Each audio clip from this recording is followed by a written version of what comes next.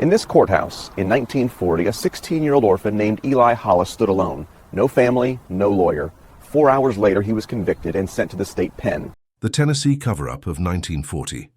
16-year-old orphan framed for triple murder. He didn't commit the most devastating miscarriage of justice in Tennessee history and the most heartbreaking story of an innocent child destroyed by a system designed to protect the powerful. This is the true story of Elijah Kane. Our story begins in the rugged mountain section of Morgan County, Tennessee, known throughout the region as one of the poorest and most isolated corners of the state. The Cumberland Plateau rises here in ancient folds that have sheltered families for generations, peaks and hollows that seem designed to hide those who wish to remain hidden from the world beyond. The people who settled these mountains came seeking freedom from the rules and regulations of the lowlands, and their descendants maintained that spirit of independence through 2 centuries of change. But independence meant little when powerful men decided that someone needed to pay for a crime, and the orphan boy named Elijah Kane had no one to protect him when that time came. You see, in rural Tennessee in 1940, justice was not blind but deeply attentive to the social standing of those who appeared before it. A wealthy man accused of a crime could expect lawyers and character witnesses and every benefit of the doubt. A poor man might receive rougher treatment, but he would still have family to advocate for him, neighbors to testify to his character, a community that would not easily accept his guilt. But an orphan, a boy with no family and no connections and no one to speak on his behalf, was the most vulnerable of all. Such a boy could be accused of anything, convicted on the thinnest evidence, and disposed of without anyone asking uncomfortable questions.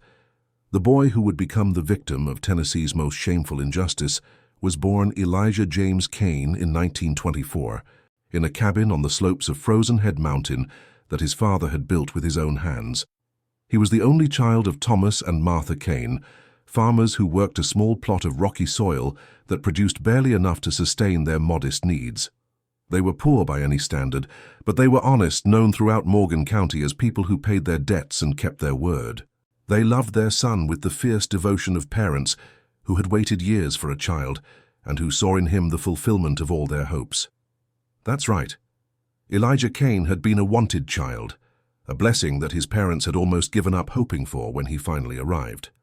Martha had suffered several miscarriages before Elijah, had buried those losses in a corner of the family cemetery, had prayed for years that God would grant her a living child.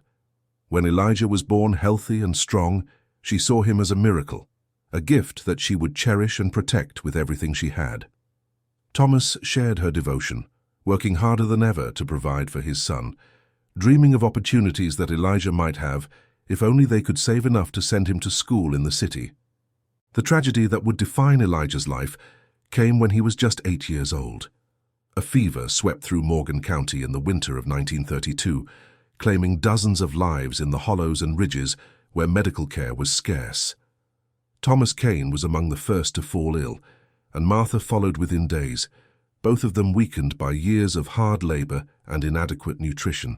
They died within hours of each other, leaving Elijah alone in a cabin that suddenly seemed impossibly large and impossibly empty. The community did what it could for the orphaned boy, passing him from family to family in an informal foster system that was common in the mountains. He stayed with the Hendersons for a few months, then with the Wilsons, then with a succession of other families who had their own children to feed and their own struggles to manage. He was never mistreated, but he was never truly wanted either, always aware that he was a burden being tolerated rather than a child being loved. The security and affection that had defined his early years were gone, replaced by a constant uncertainty that shaped his developing character. The families who took him in expected work in exchange for his keep, a bargain that Elijah understood and accepted from an early age. He learned to be useful, to anticipate what was needed, to make himself indispensable enough that the family would not send him away to the next household. He chopped wood and hauled water and tended animals and did whatever else was required, working harder than children his age should have had to work, understanding that his place in any home depended on the value he provided. His education suffered from the constant disruption of moving between households. He attended school irregularly, often missing weeks or months when the family he was staying with needed his labor, or when the distance to the schoolhouse was too great to travel daily. He learned to read and write, mastered basic arithmetic, absorbed enough knowledge to function in the world, but the deeper education that might have opened doors for him was never available. He was intelligent, his teachers noted, capable of more than his circumstances allowed, but intelligence without opportunity meant little in the mountains. The loneliness of his situation was something he rarely acknowledged, even to himself. He had learned early that showing vulnerability invited exploitation, that admitting need only revealed weakness that others might use against him. He built walls around himself, maintained a distance from the families who housed him, refused to form attachments that would only make the inevitable separations more painful. The warmth he had known with his parents became a fading memory, replaced by a functional coldness that protected him but also isolated him. The other children in the households where he stayed sometimes accepted him, sometimes resented him, sometimes simply ignored the strange, quiet boy who slept in the barn and appeared at meals without ever quite becoming part of the family. He made few friends, trusted no one completely, learned to rely only on himself because self-reliance was the only reliable foundation he had. These lessons would serve him well later, though they would also limit his capacity for the connections that give life meaning. By the time he was 16, Elijah Kane had become exactly what his circumstances had made him: quiet, watchful, self-sufficient, and deeply distrustful of a world that had shown him little kindness. He was tall for his age, nearly 6 feet, with dark hair and dark eyes that revealed little of what lay behind them. His face had the guarded expression of someone who had learned early that showing vulnerability invited exploitation. He spoke little, worked hard at whatever tasks were assigned to him, and dreamed of the day when he would be old enough to leave Morgan County and find a place where he might build a life of his own. He was living with a family called the Marshalls in the spring of 1940, sleeping in a shed behind their cabin in exchange for labor that he provided in their fields and timber operations. The arrangement was typical of how orphans were handled in the mountains, neither cruel nor kind, simply practical. The Marshalls fed him, gave him a place to sleep, and expected in return work that was worth more than they provided. Elijah understood the bargain and fulfilled his part without complaint, knowing that worse arrangements were possible and that he had no leverage to demand better. The events that would destroy his life began on a night in late April 1940, when 3 members of one of Morgan County's most prominent families were murdered in their home. The victims were Harrison Whitfield, his wife Eleanor, and their 18-year-old son Charles, all shot to death in circumstances that suggested a robbery that had turned violent. The Whitfield family was wealthy by mountain standards, owned thousands of acres of timberland, and had connections to political and business leaders throughout the region.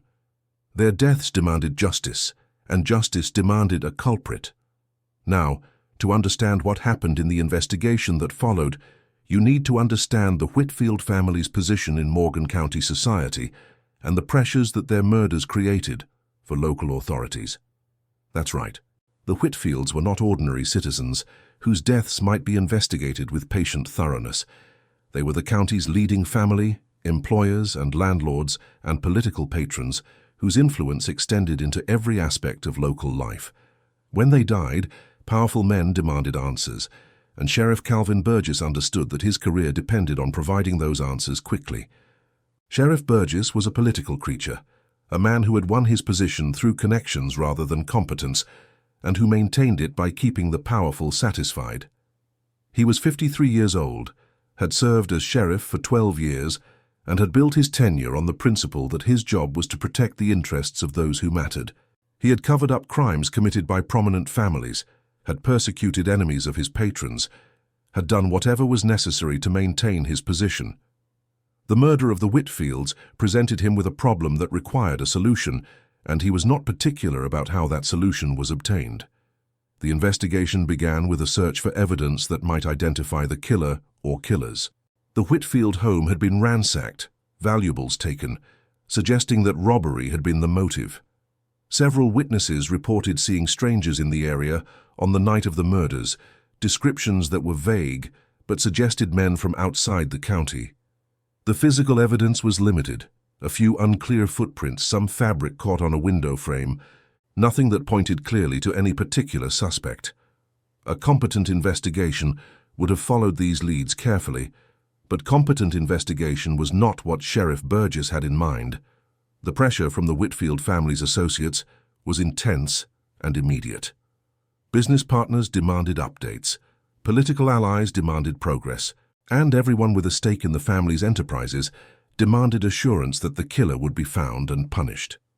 Sheriff Burgess understood that his career depended on satisfying these demands, that failure to produce a suspect would be seen as incompetence at best and disloyalty at worst. He needed a conviction, and he needed it quickly. The real killers, the 3 men from Knoxville who had actually committed the murders, had already fled the state by the time the investigation began. They had been careful, professionals who knew how to avoid leaving obvious evidence, and they had been lucky, escaping before any real search could be organized. The investigation would never find them because it was never really designed to find them. Sheriff Burgess was looking not for the truth, but for a convenient solution to a political problem. The decision to focus on Elijah Kane came from a calculation of vulnerability rather than any assessment of evidence. The sheriff needed someone who could be convicted without complications, someone whose guilt or innocence mattered less than their availability and their inability to resist.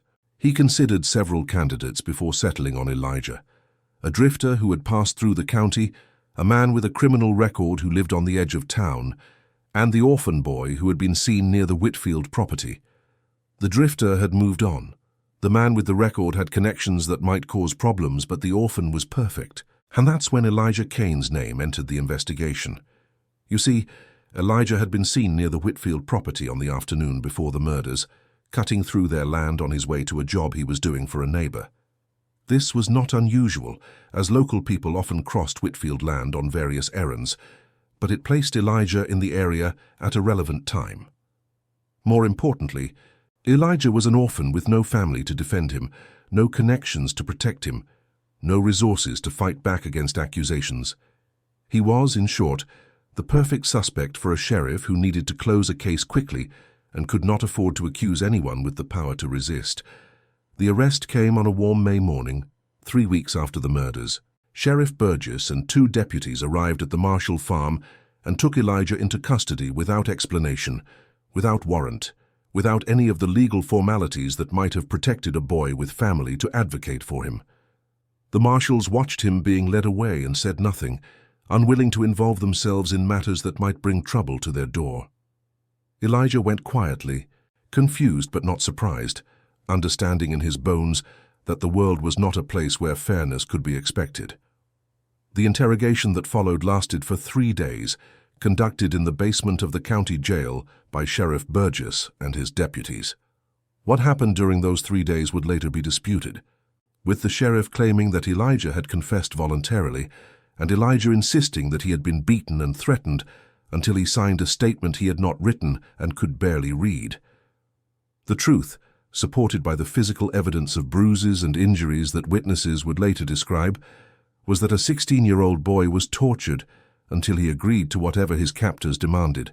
The methods used were brutal and systematic, designed to break resistance without leaving evidence that might cause problems at trial. Elijah was denied sleep for extended periods, kept awake by deputies who would strike him whenever he began to drift off. He was denied food and water, weakened by hunger and thirst until his capacity to resist had been severely diminished. He was beaten, carefully in places where the bruises would not be visible when he appeared in court. He was threatened with violence, not just against himself, but against people he cared about, told that the marshals would face consequences if he did not cooperate. The psychological pressure was as devastating as the physical abuse. The deputies told Elijah that no one would believe him, that his word meant nothing against theirs, that he would die in the electric chair regardless of what he said or did.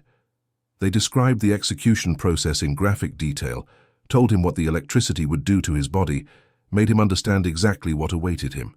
They told him that confession might lead to mercy, that cooperation might save his life. That resistance would only make things worse. After 3 days of this treatment, Elijah's will to resist had been completely destroyed.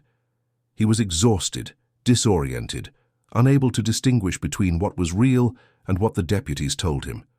He began to doubt his own memory, to wonder if perhaps he had done what they said and simply could not remember. This self-doubt was exactly what his interrogators had been working to create, the psychological breaking point that would make him willing to sign anything they put in front of him. The confession that emerged from that basement was detailed and specific, describing how Elijah had broken into the Whitfield home to steal money, had been surprised by the family, and had shot all three of them in a panic.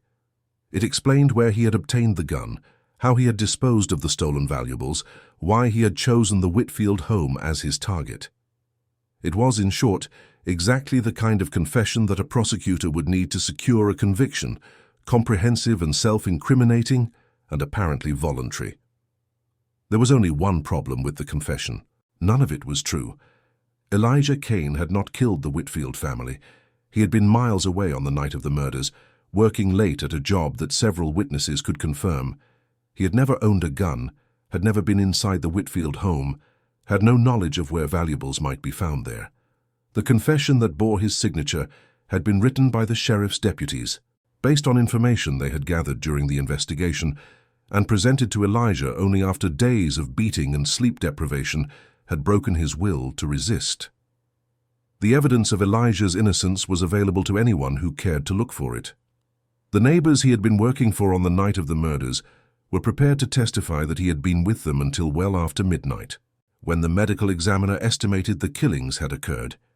The physical description of footprints found at the scene did not match Elijah's feet, which were smaller than the prints suggested. The fabric caught on the window frame was from a type of clothing that Elijah had never owned. Every piece of physical evidence pointed away from Elijah, while the only evidence pointing toward him was a confession obtained through torture. But no one with the power to help was willing to look for the truth. The trial of Elijah Kane began in June 1940 and lasted exactly 3 days. The defense was provided by a court-appointed lawyer named Harold Simmons, a man who owed his position to the same political network that had installed Sheriff Burgess. Simmons made no effort to investigate the case, presented no witnesses in Elijah's defense, raised no objections to the confession's admissibility, and seemed to view his role as ensuring that the proceedings moved smoothly toward their predetermined conclusion. His closing argument lasted less than 5 minutes and conceded that his client was probably guilty. The courtroom was packed with spectators, most of them friends and associates of the Whitfield family who had come to see justice done. They glared at Elijah throughout the proceedings, their hostility a constant presence that reinforced the message that his fate was already sealed. The jury was drawn from this same community, men who knew the Whitfields and their power, who understood without being told what verdict was expected. The idea that they might weigh the evidence impartially and reach an independent conclusion was never realistic. Elijah sat through the trial in a state of numb detachment, understanding that the proceedings were not really about determining his guilt or innocence, but about creating a record that would justify his execution. He had tried to tell his lawyer about the torture, about the false confession, about the witnesses who could confirm his alibi, but Simmons had dismissed these claims without investigation, had told him that no one would believe the word of an orphan against the word of the sheriff. The message was clear. The system had decided what would happen, and his only role was to accept it. The prosecution was led by the county attorney, a man named William Thornton, who was already planning his campaign for state legislature, and who understood that a successful conviction in this case would establish his reputation as a champion of justice. Thornton presented the confession as the centerpiece of his case, described Elijah as a dangerous criminal who had murdered 3 innocent people for a handful of dollars, and demanded the maximum punishment that the law allowed. He made no mention of the evidence that contradicted the confession, no acknowledgement that the defendant was a 16-year-old boy who had been held for 3 days before confessing. The jury deliberated for less than 2 hours before returning a verdict of guilty on all 3 counts of first-degree murder. The judge, a man named Robert Harrington, who was the cousin of the victims and who should have recused himself from the case, sentenced Elijah to death by electrocution. The sentence was to be carried out within 60 days, allowing minimal time for appeals that everyone involved expected to fail. And that's when something unexpected happened. You see, the case of Elijah Kane had attracted attention beyond Morgan County, drawing the interest of journalists and advocates who specialized in exposing miscarriages of justice. A reporter from Nashville named Catherine Wells had been following the case, had noted the irregularities in the investigation and trial, and had begun asking questions that the local authorities found uncomfortable. Her articles appeared in newspapers across the state, describing the torture of a 16-year-old boy, the suppression of evidence, the conflicts of interest that had tainted the proceedings from beginning to end. Catherine Wells was 35 years old, a veteran journalist who had made her reputation covering stories that other reporters were afraid to touch. She had grown up in poverty herself, understood what it meant to be at the mercy of systems controlled by others, and had developed a deep commitment to exposing injustice wherever she found it. Her editors had initially been reluctant to let her pursue the Kane case, worried about the political implications, but she had convinced them that the story was too important to ignore. Her investigation began with the trial transcript, which she had obtained through sources within the courthouse. What she read confirmed her suspicions that something was terribly wrong with the case. The confession was too detailed, too perfectly aligned with the prosecution's theory, too free of the inconsistencies that genuine confessions typically contained. The defense had been virtually non-existent, presenting no witnesses and making no substantive arguments. The judge's instructions to the jury had been heavily biased toward conviction. Everything pointed toward a proceeding designed to produce a predetermined outcome. She traveled to Morgan County to investigate further, staying in a boarding house and interviewing anyone who would talk to her. The local authorities were hostile, warning her that her presence was unwelcome and suggesting that bad things happened to outsiders who stuck their noses where they didn't belong. She ignored the warnings, understanding that the threats themselves confirmed that there was something worth threatening her about. She pressed on, gathering information that would eventually prove decisive. The publicity created problems for the politicians who had orchestrated the conviction. Governor Prentice Cooper, who was facing a difficult re-election campaign, found himself being asked about a case that reflected poorly on the Tennessee justice system. State legislators received letters demanding investigation, demanding intervention, demanding that something be done to prevent the execution of a boy who might be innocent. The pressure mounted through the summer of 1940, transforming a local case into a statewide controversy. The first breakthrough came when Catherine Wells located the witnesses who could confirm Elijah's alibi. The neighbors he had been working for on the night of the murders had been afraid to come forward, intimidated by the sheriff's representatives who had warned them against involvement. But Wells convinced them that the truth needed to be told, that an innocent boy's life depended on their courage, and they finally agreed to provide sworn statements describing exactly where Elijah had been when the Whitfield family was killed. The alibi evidence was devastating to the prosecution's case. 3 witnesses, all adults with no connection to Elijah beyond their employment of his labor, confirmed that he had been working at their farm from early evening until after midnight on the night of the murders. The timeline made it physically impossible for Elijah to have committed the crimes. Either the witnesses were lying, which seemed unlikely given their respectable standing in the community, or Elijah was innocent, which meant that everything the authorities had claimed was false. Additional evidence emerged as Wells continued her investigation. She located a witness who had seen 3 men driving away from the Whitfield property shortly after the estimated time of the murders, men who matched none of the descriptions the sheriff had circulated. She discovered that the Whitfield family had been involved in a business dispute with partners in Knoxville, a conflict that provided a motive far more plausible than random robbery. She found records showing that the sheriff had suppressed evidence that pointed toward other suspects, had deliberately narrowed his investigation to focus on Elijah, despite knowing that the case against him was fabricated. The legal battle that followed lasted for more than a year, a struggle between those who wanted the truth revealed and those who had built their careers on the lie. Elijah's execution was stayed multiple times as appeals moved through the court system, each delay providing more time for Wells and her allies to gather evidence. New lawyers joined the defense team, volunteers who had been moved by the injustice of the case, who brought skills and resources that Harold Simmons had never provided. The turning point came in September 1941, when the Tennessee Supreme Court agreed to review the case. The justices examined the evidence that had been suppressed, heard testimony about the torture that had produced the confession, and confronted a record that could not be ignored. In a unanimous decision that would become a landmark in Tennessee legal history, they overturned Elijah's conviction and ordered a new trial, citing violations of due process that shocked the conscience of the court. The state's response to the Supreme Court ruling revealed the depth of the corruption that had produced the original conviction. Rather than conduct a fair retrial, prosecutors began searching for ways to convict Elijah again, exploring new theories and new evidence that might accomplish what their first attempt had failed to achieve. They threatened witnesses who had provided alibi testimony, suggesting that perjury charges might be filed against those who persisted in their claims. They attempted to introduce new evidence that had mysteriously surfaced since the original trial. But the publicity that now surrounded the case made such tactics impossible to sustain. Catherine Wells continued her coverage, documenting every attempt to manipulate the proceedings, exposing every effort to subvert justice.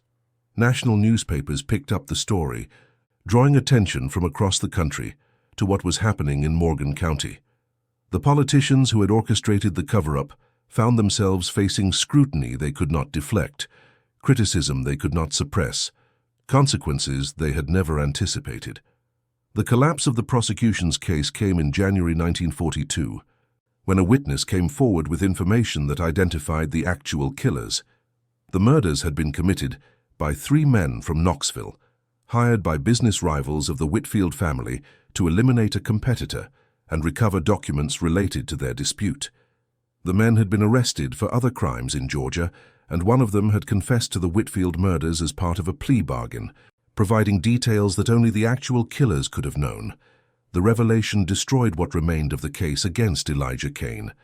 The charges were dismissed on February 15, 1942, almost 2 years after his arrest, almost 2 years after he had been tortured into confessing to crimes he had not committed. He was released from custody that afternoon, walking out of the prison where he had spent nearly 2 years awaiting execution for murders he had nothing to do with. He was 18 years old, legally an adult, with nothing to show for his time except the scars of what had been done to him. And that's when the real tragedy of Elijah Kane's story became clear. You see, exoneration did not mean restoration. The years he had lost could not be returned. The torture he had endured had left physical and psychological damage that would never fully heal. The education he had missed, the development he had foregone, the opportunities that had passed while he sat in a cell waiting to die, all of these were gone forever. He emerged from prison into a world that had moved on without him, a world that offered no compensation for what had been taken and no path toward the life he might have had. The legal system that had nearly killed him provided no remedy for the injustice he had suffered.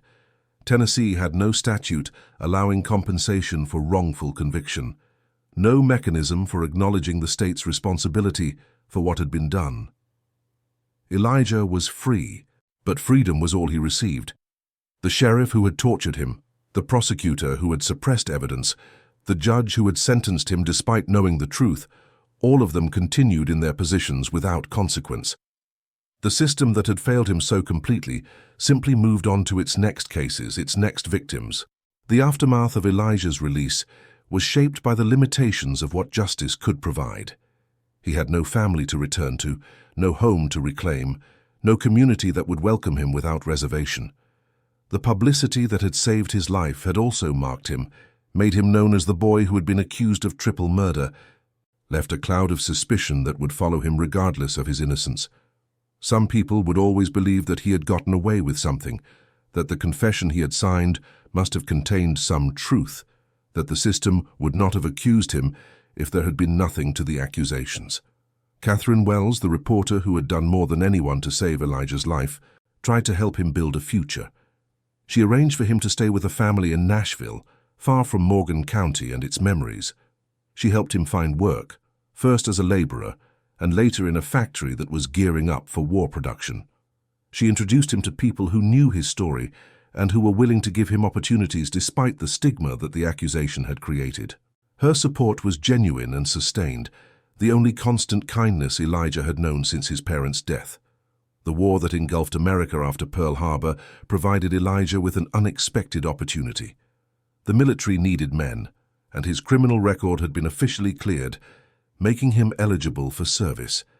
He enlisted in the Army in early 1942, seeing in military service both an escape from his past and a chance to prove himself in a context where his history would not define him. He trained as an infantryman, shipped overseas in 1943, and found in the anonymous brotherhood of combat something he had never experienced: acceptance without reservation, judgment based on his actions rather than his circumstances. Basic training was difficult, but not overwhelming for someone who had already endured what Elijah had endured. The physical demands were familiar to a boy who had worked hard labor since childhood. The harsh treatment from drill sergeants was nothing compared to what he had experienced in the basement of the Morgan County Jail. The regimentation and discipline, which some recruits found stifling, gave Elijah a structure that he found almost comforting. For the first time in years, he knew exactly what was expected of him and exactly where he stood. The other soldiers in his unit accepted him in ways that the civilian world never had. They knew nothing about his past, except that he was from Tennessee, asked no questions about his childhood or his family, judged him only by his performance as a soldier. He was good at soldiering, it turned out, possessed skills that his difficult life had inadvertently developed: patience, endurance, watchfulness, the ability to function under pressure. His squad mates came to rely on him, to trust him with their lives, to accept him as one of them. Combat taught him things about himself that he had never known.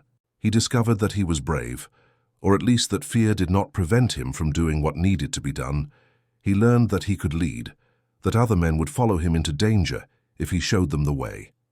He found that the qualities that had made him an outsider in civilian life made him valuable in war, that his lack of attachments freed him to take risks that men with families were reluctant to accept.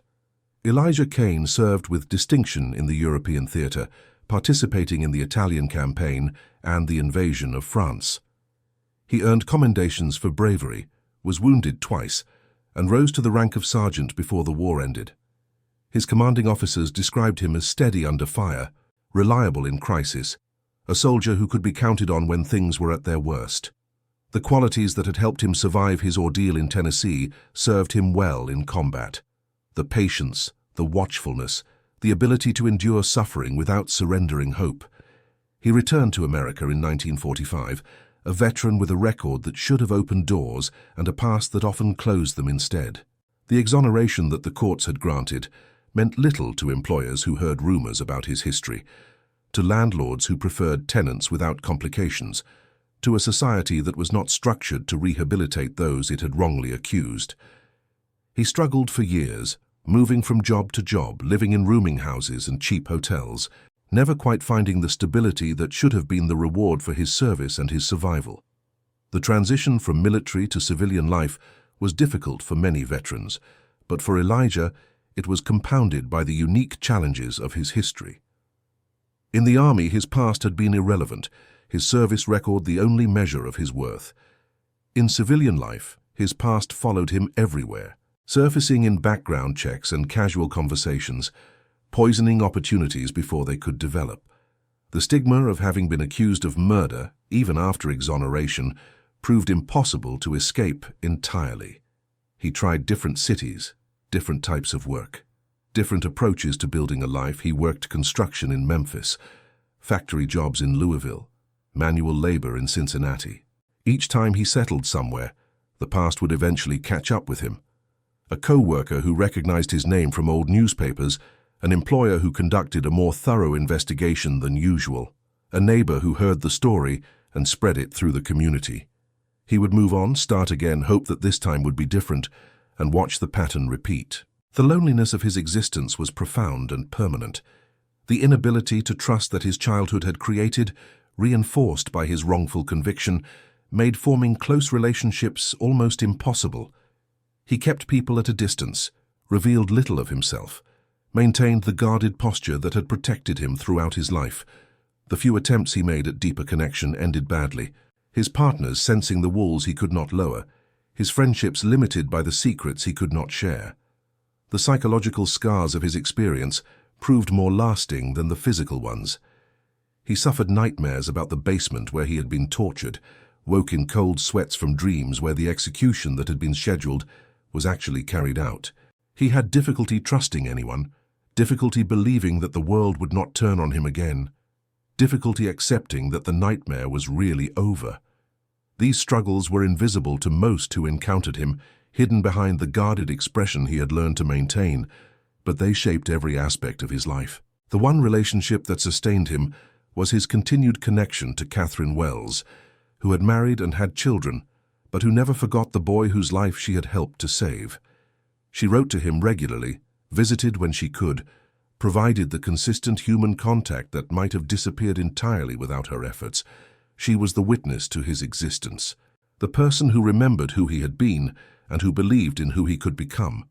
Her faith in him was sometimes the only thing that kept him going. The legal aftermath of the case continued for years after Elijah's release. The actual killers were tried and convicted in Georgia, their confessions providing the definitive proof of what had really happened. The evidence that emerged during their trial confirmed everything that Catherine Wells had uncovered.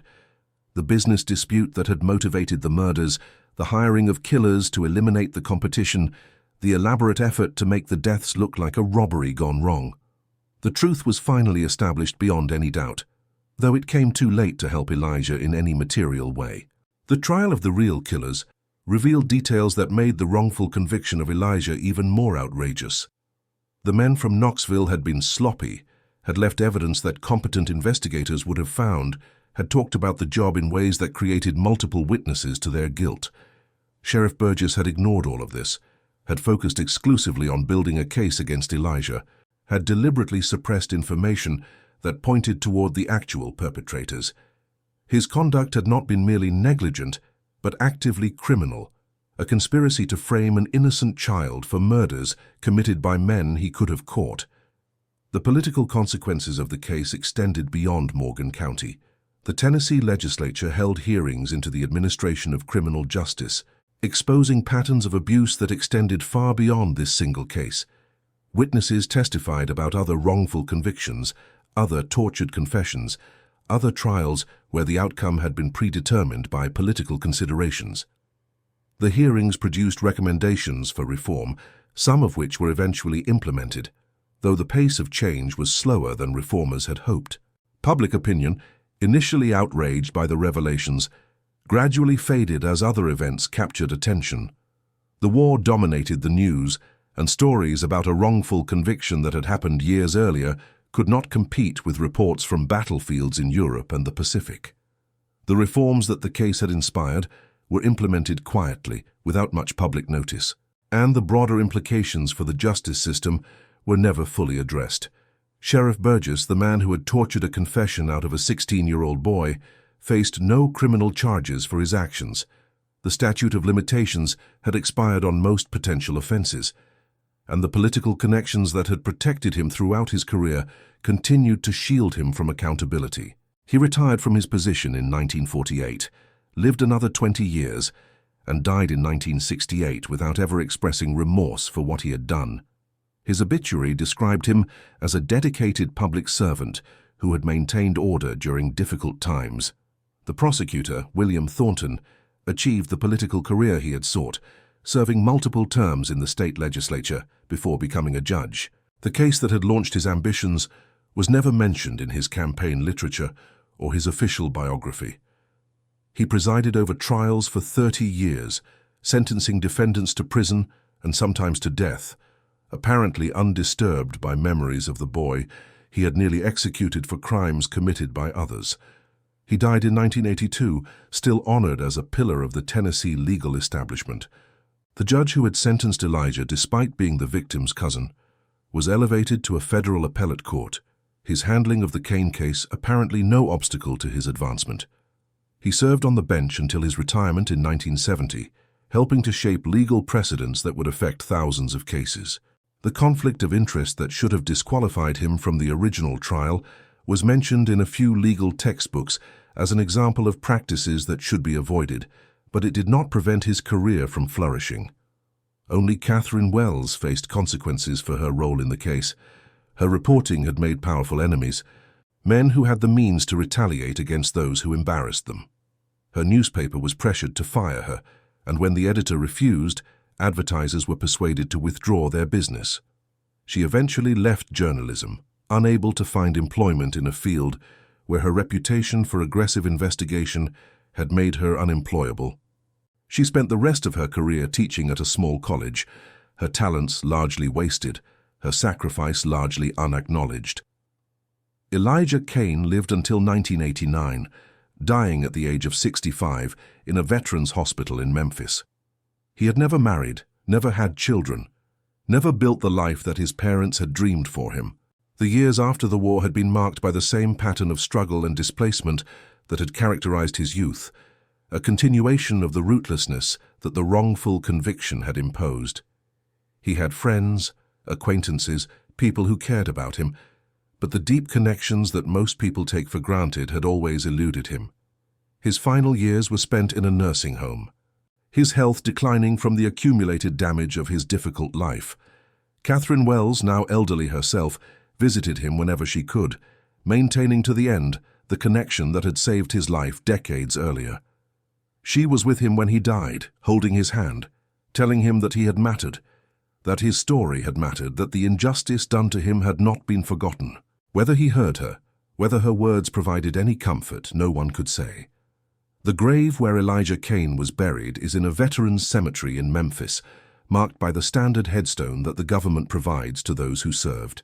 His name, his dates, his rank and branch of service are carved into the stone, the basic facts of his military career. There is no mention of the wrongful conviction, the tortured confession, the years he spent awaiting execution for crimes he did not commit. Visitors who see his grave know only that a soldier named Elijah Kane is buried there, not the extraordinary and terrible story of his life.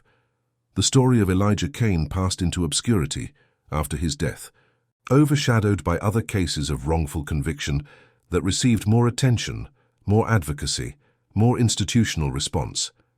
Tennessee eventually enacted compensation laws for the wrongfully convicted, created mechanisms for official acknowledgement of miscarriages of justice, but these reforms came too late for Elijah and for countless others like him. His case is mentioned occasionally in academic discussions of criminal justice reform, but his name is not widely known, his suffering not widely remembered. The songs that might have been written about him were never composed. The ballads that told stories of mountain justice and mountain tragedy did not include verses about a 16-year-old orphan tortured into confessing to murders he did not commit. His story did not fit the patterns that folk tradition had established, did not offer the narrative satisfaction of vengeance achieved or justice ultimately served. He was simply a victim, destroyed by a system that was supposed to protect the innocent, and such stories do not make for comfortable singing. Historians who have studied the Kane case have reached varying conclusions about its significance and meaning.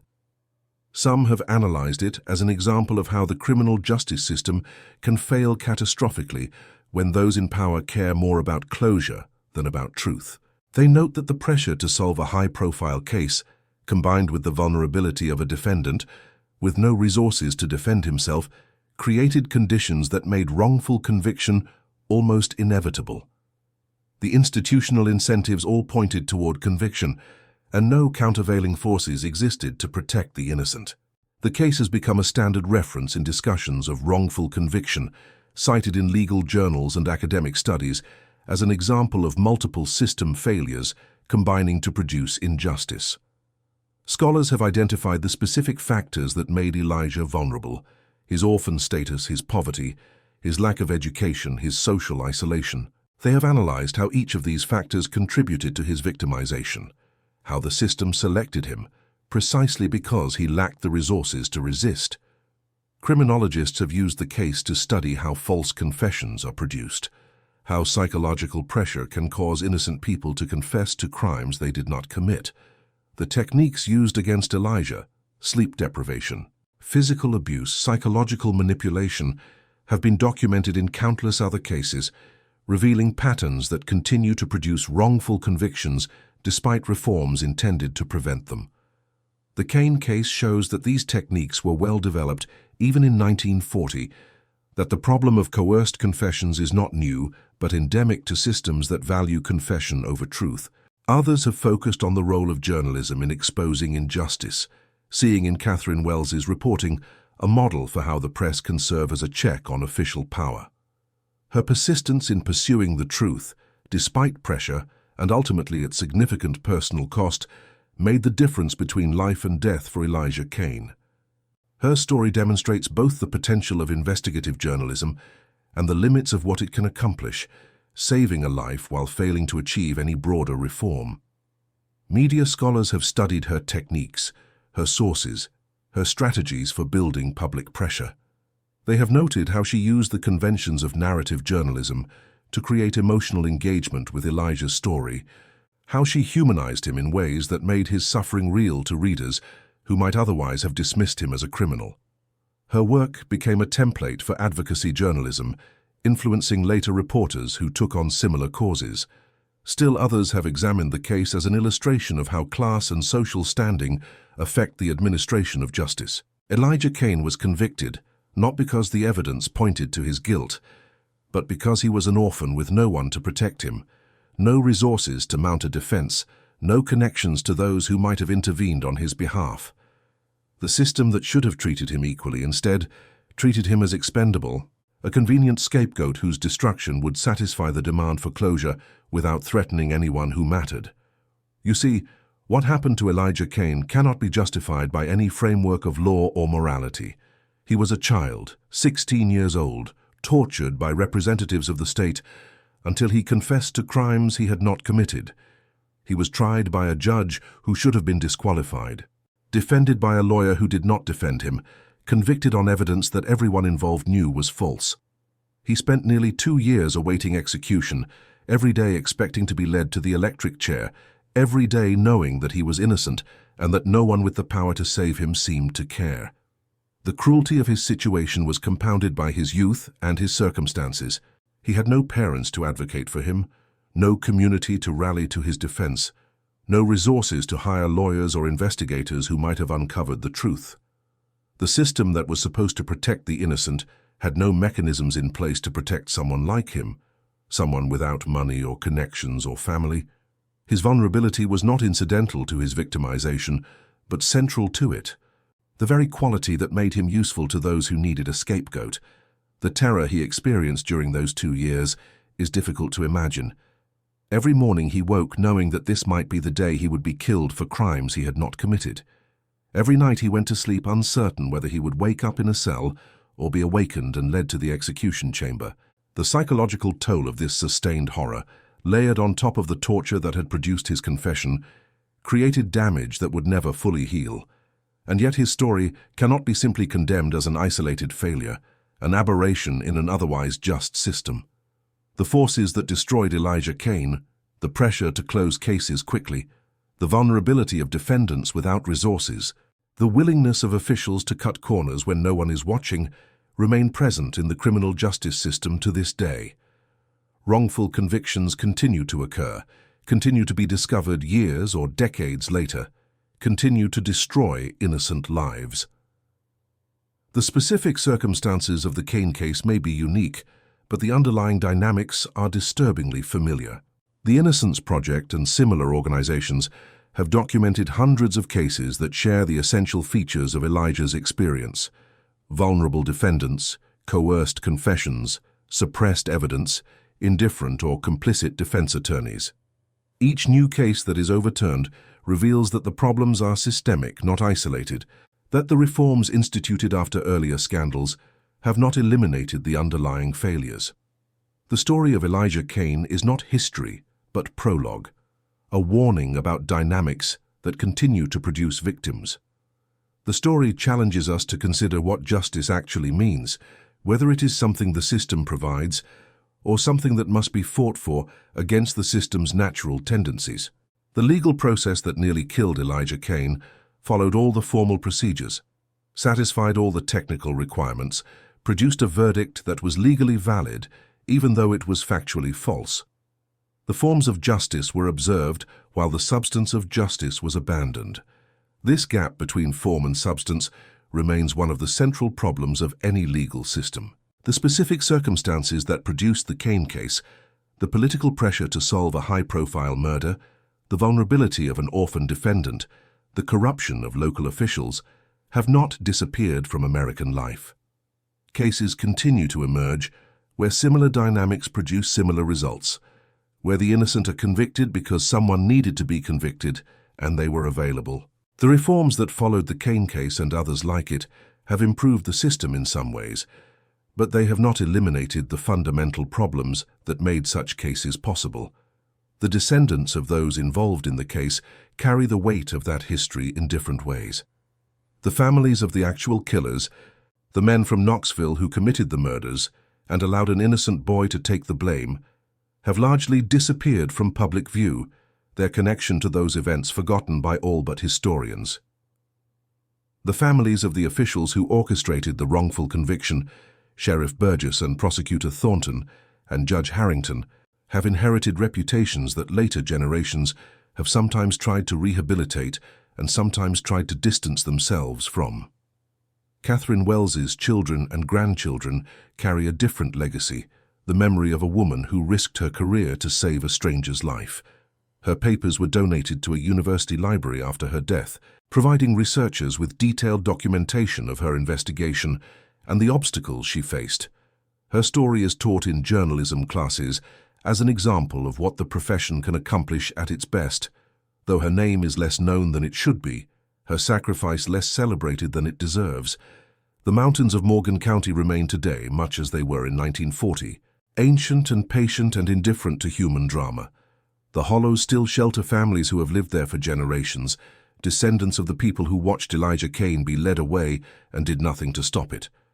The courthouse where he was convicted still stands, though it has been renovated and expanded. No longer the small building where a 16-year-old boy was sentenced to death for crimes he did not commit. The jail where he was tortured has been replaced, the basement where his confession was extracted, now buried beneath a parking lot that serves the newer facility. The Whitfield property has changed hands several times since 1940, the family's influence gradually fading as the generations passed. The house where the murders occurred was demolished in the 1960s, replaced by a more modern structure that shows no sign of its predecessor's history. The business empire that motivated the killings has long since been absorbed into larger corporations, the disputes that cost 4 lives forgotten by everyone except historians. The community's memory of the case has faded with time, as the participants died and their stories went unrecorded.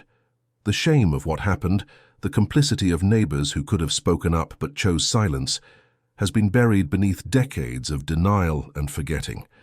Older residents who remember the case are reluctant to discuss it, recognizing that the story reflects poorly on their community, on the system they participated in, on the choices they made when speaking up might have made a difference. Those who live in these mountains rarely speak of the Kane case, a silence that reflects both the passage of time and the discomfort of remembering. The story reflects poorly on the community that allowed it to happen, on the neighbors who did not come forward when they could have helped, on the system that everyone participated in to one degree or another. It is easier to forget than to remember, easier to move on than to confront what was done in the name of justice. The grave where Elijah Kane was buried is in a veterans' cemetery in Memphis, marked by the standard headstone that the government provides to those who served. His name, his dates, his rank and branch of service are carved into the stone, the basic facts of his military career. There is no mention of the wrongful conviction, the tortured confession, the years he spent awaiting execution for crimes he did not commit. Visitors who see his grave know only that a soldier named Elijah Kane is buried there, not the extraordinary and terrible story of his life. Some have suggested that a marker should be added, something that acknowledges the injustice he suffered and the courage he showed in surviving it. Others have argued that he might have preferred anonymity, that drawing attention to his grave would only revive a history he spent his life trying to escape. The debate continues without resolution, a small reflection of the larger questions about how society should acknowledge and remember its failures. The story of Elijah Cain endures because it speaks to something fundamental in the human experience. It is the story of innocence destroyed by indifference, of a child abandoned by every institution that should have protected him. It is the story of power and its abuses, of what happens when those who hold authority use it to protect themselves rather than those they are supposed to serve.